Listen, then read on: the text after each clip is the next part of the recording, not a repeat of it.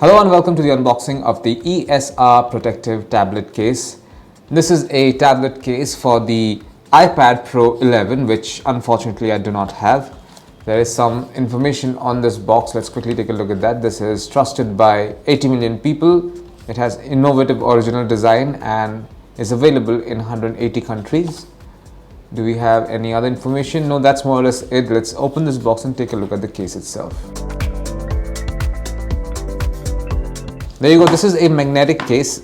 You will notice that it sticks like this. This is very much magnetic. Also notice that this is a tri-fold tablet case, so you can fold it like this, and if you have the tablet, you can place it here and you can then proceed to use it in this particular fashion. Not just that, as I was talking about the magnetic locking mechanism over here, there's a little bit of space over here. This is where your stylus goes in. And that's it. This is what you find inside the box containing the ESR protective tablet case. Thank you for watching.